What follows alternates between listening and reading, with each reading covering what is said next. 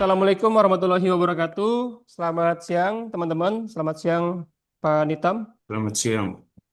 Ya, salam sejahtera buat kita semua. Ya.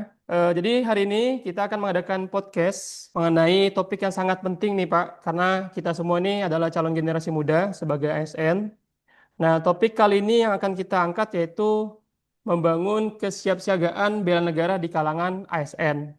Sebelumnya izin perkenalkan diri, Pak. Nama saya Jerry Idriantoro dari BRMP Mekanisasi Pertanian, Serpong.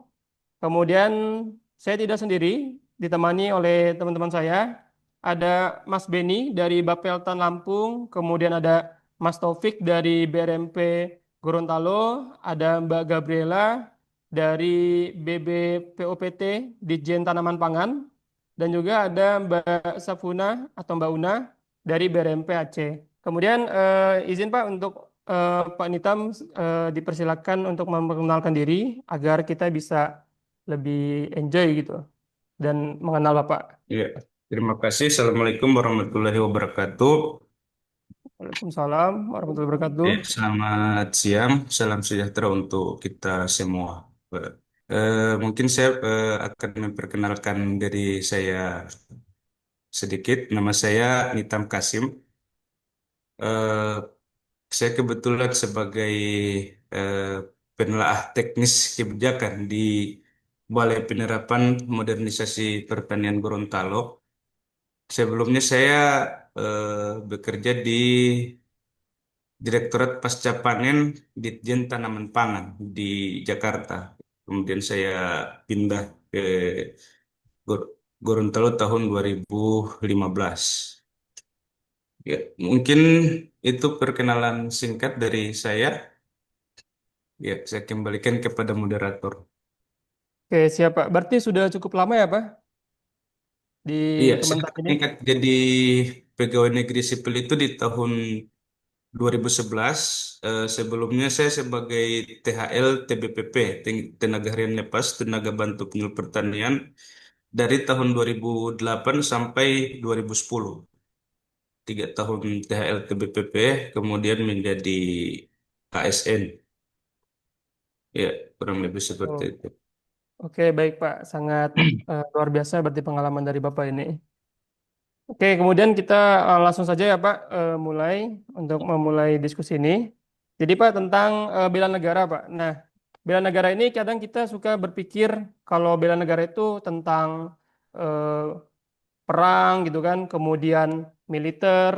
Nah, sementara tentu pasti ada faktor lain seperti kesiapan mental, kemudian sikap, dan juga tindakan nyata gitu, terutama bagi kita seorang ASN, yang mana kita akan turun lapang ya untuk melayani masyarakat dan juga sebagai pilar pemerintah.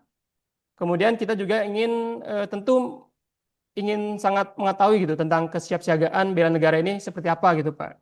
Nah mungkin untuk mengawali diskusi ini teman-teman ya sekiranya ada yang mau bertanya silakan. Oke, mungkin saya duluan boleh kali ya. Oke silakan Mbak Gabriel. Oke, saya Gabriela nih Pak. Saya ingin bertanya nih Pak ya. Kalau mendengar istilah bela negara, banyak orang langsung membayangkan ya hal-hal bersifat militer seperti yang moderator tadi bilang ya Pak ya. Padahal bagi ASN tentu maknanya berbeda dan lebih luas. Karena perannya adalah mengabdi dan melayani masyarakat.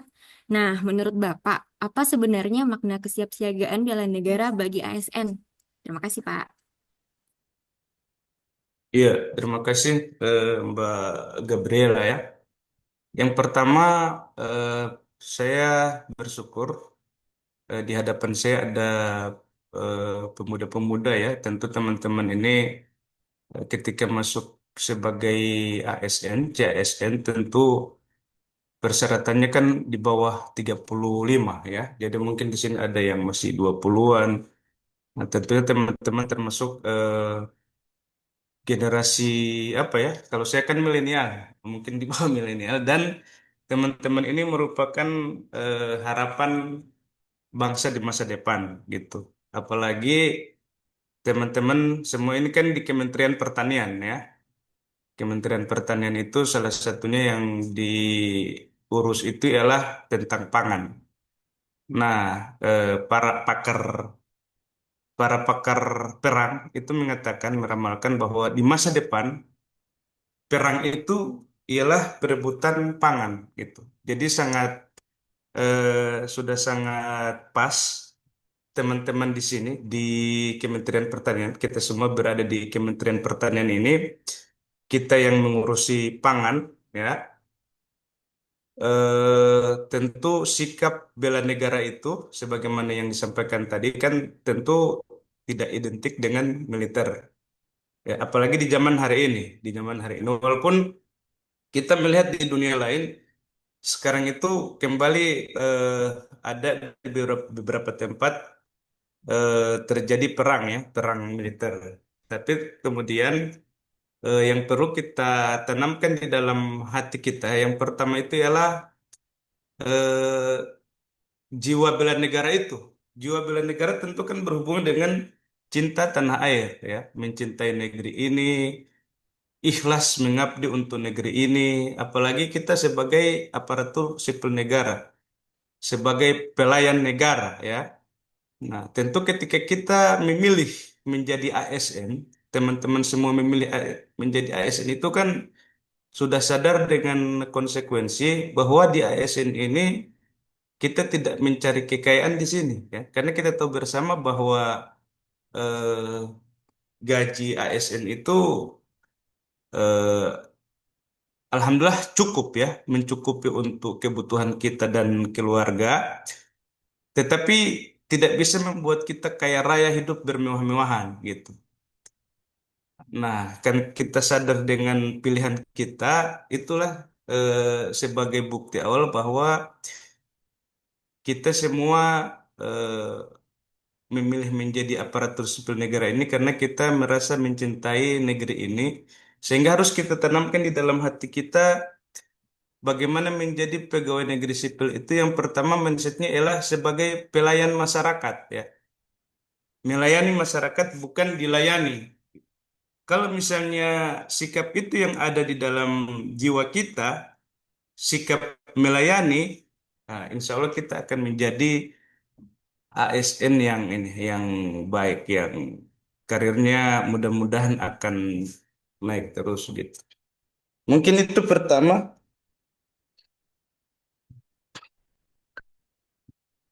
Ya, Gimana, silakan. Mbak Gabriel, udah terjawab Ada. pertanyaannya? Oke, oke, udah. Terima kasih ya, Pak.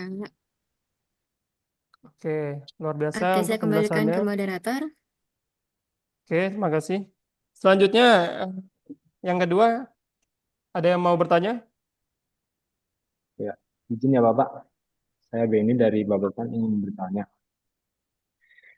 Di era sekarang ini, tantangan bangsa makin beragam, mulai dari teknologi, informasi, sampai ancaman non-militer. Karena itu, ASN dituntut untuk selalu siap dan peka. Nah, menurut Bapak, mengapa kesiapsiagaan ini begitu penting bagi seorang ASN? Terima kasih, Pak. Iya, iya. Berbicara tentang kesiapsiagaan untuk bela negara di tengah tantangan yang kita hadapi hari ini, ya. Misalnya tantangan yang kita hadapi kan misalnya isu disintegrasi bangsa, kemudian sekarang juga masih marak korupsi, informasi-informasi hoax dan lain sebagainya.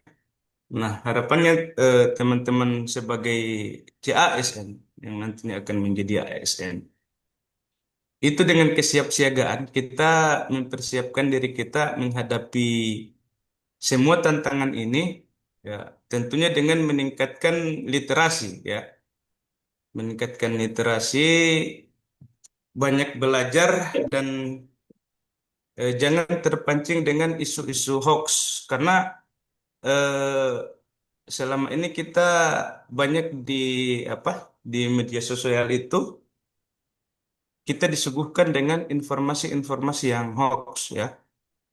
Nah, mungkin teman-teman, kalau teman-teman yang sekarang ini apa eh, melihat media sosial, nah, baru-baru ini kan kita misalnya di apa ada kasus antar tetangga itu kan.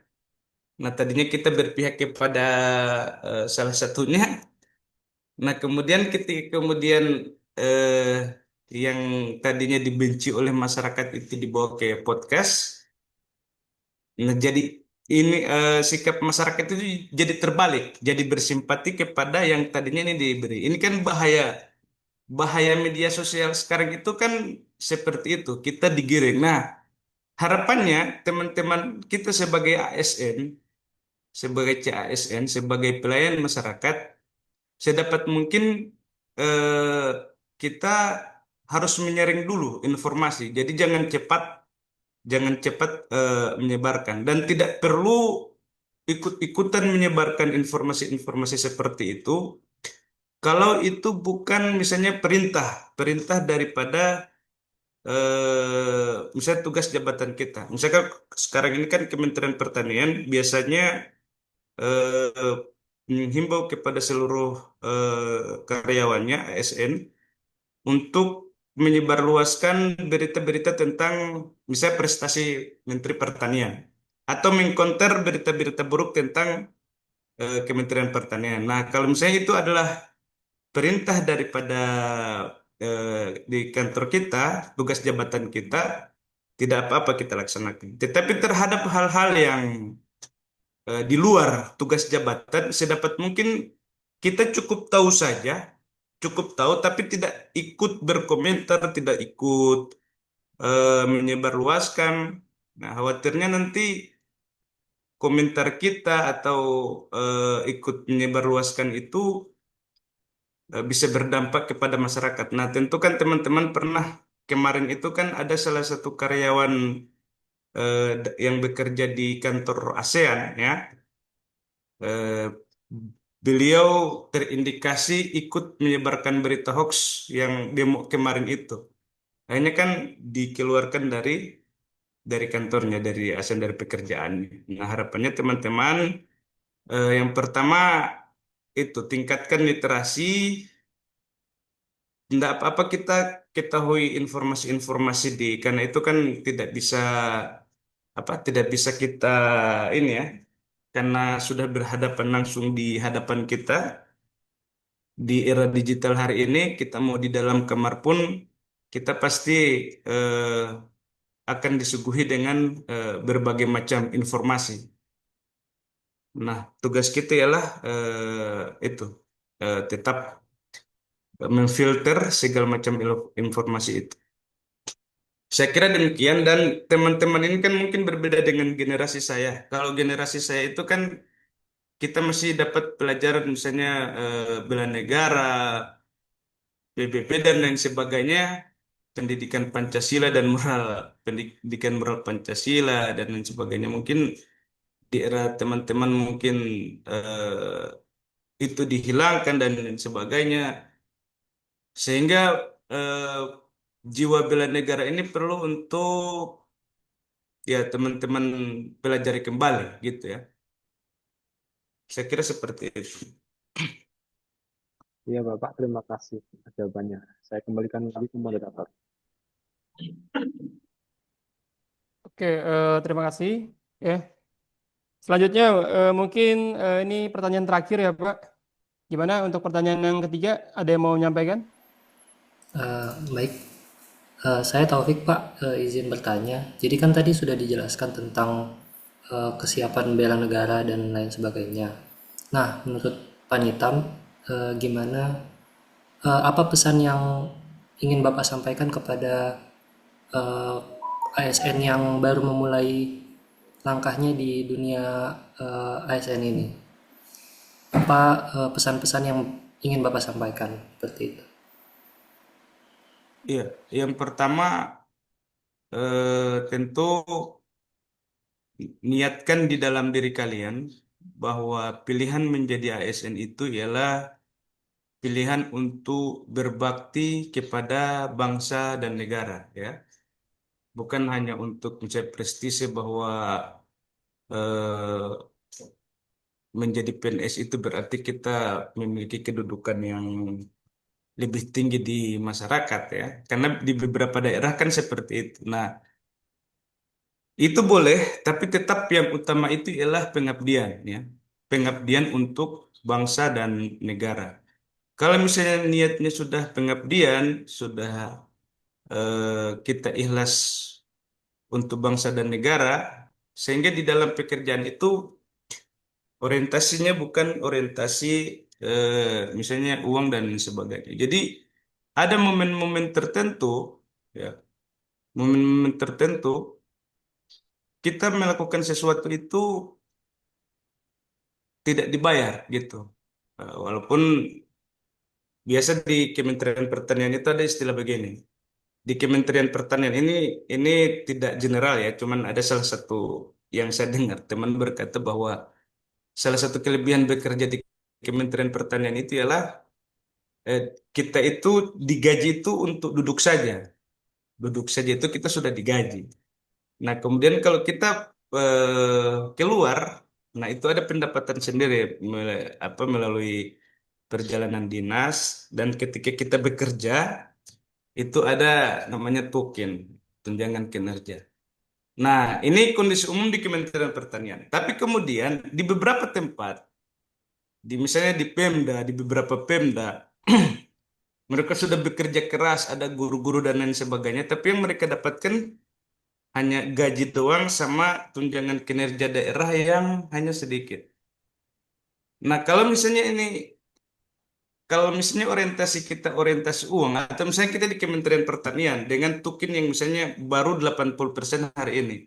Kemudian kita melihat ada saudara kita di Kementerian Keuangan yang, wah, tukinnya sudah 100%, perjalanan tiap hari perjalanan dinas dan lain sebagainya. Nah, kalau kita orientasinya hanya orientasi uang, tentu itu akan mengakibatkan produktivitas kita menurun gitu.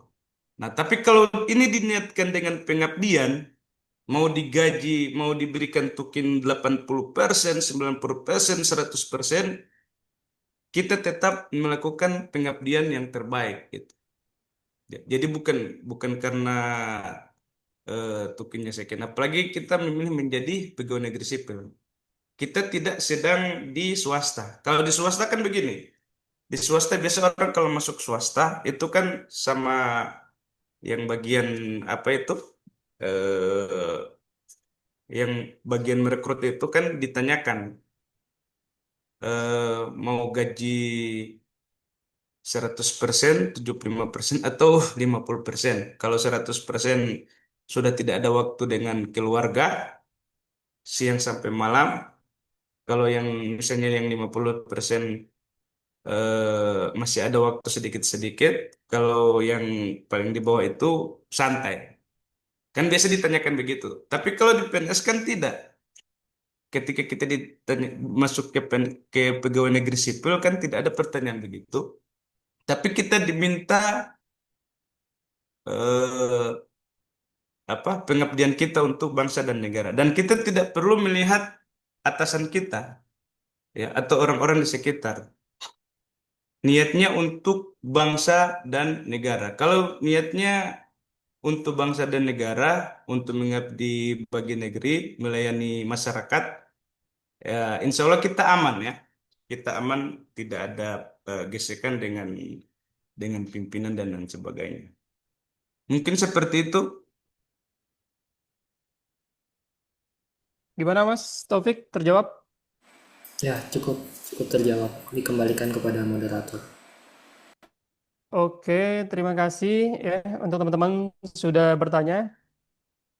Jadi terima kasih juga untuk Pak Nitam Kasim yang telah memberikan pembahasan yang sangat mendalam ya. Jadi dari sini kita sangat banyak pelajaran yang didapat ya, terutama sebagai ASN muda ya. Yang pertama tadi kita harus bisa meningkatkan literasi ya digital, kemudian kemampuan kompetensi dan juga regulasi. Kemudian kita juga harus meningkatkan pelayanan secara prima. Dan yang terakhir tadi niat kita harus sangat sungguh-sungguh untuk berbakti kepada bangsa dan negara demi kejayaan bangsa. Mungkin itu poin yang bisa menjadi pembelajaran buat kita semua. Sekali lagi terima kasih untuk Pak Nitam Kasim atas waktunya. Ya, saya akhiri kurang lebih mohon maaf. Assalamualaikum warahmatullahi wabarakatuh. Salam bela negara. Waalaikumsalam bela negara. Waalaikumsalam.